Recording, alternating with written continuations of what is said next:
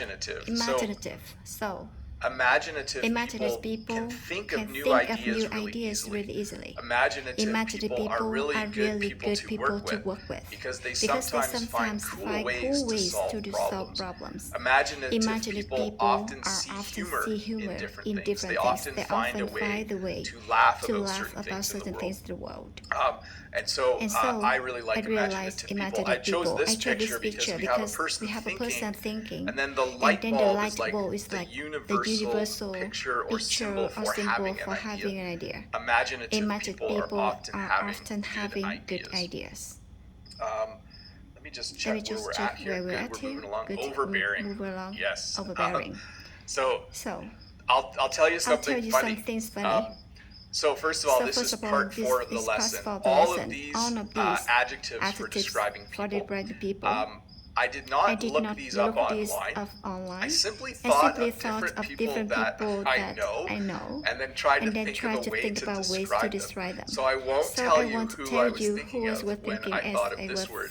But every word in this lesson is actually a word I chose because I know someone who is that way. So overbearing. An overbearing person always wants to get their way. They are very pushy. If you have an idea, they want you to use their idea.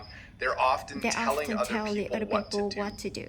They like to control every situation. So if someone is overbearing, it's not a good thing. They're not enjoyable people to be around, and they're not enjoyable people to work with. So I hope you don't have any overbearing people in your life.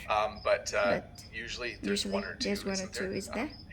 Anyway, overbearing.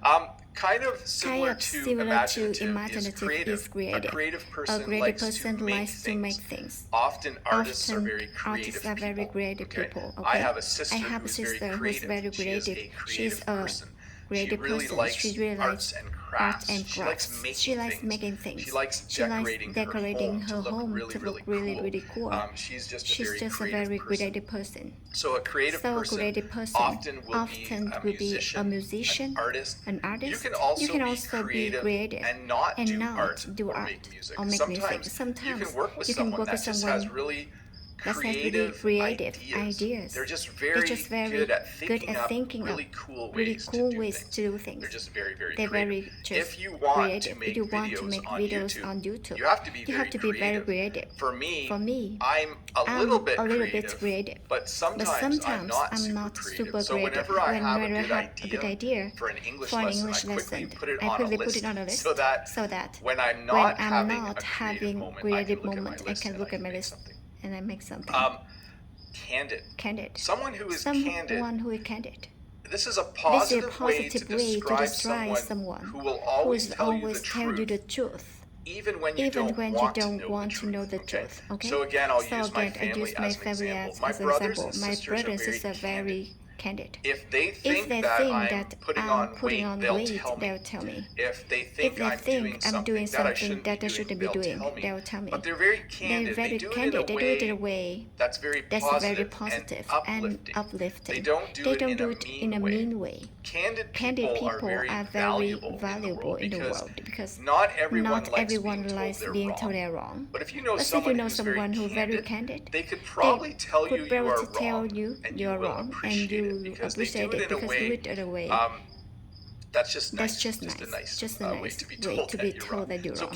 So candid people are people who always speak the truth. Let's see here. Touchy.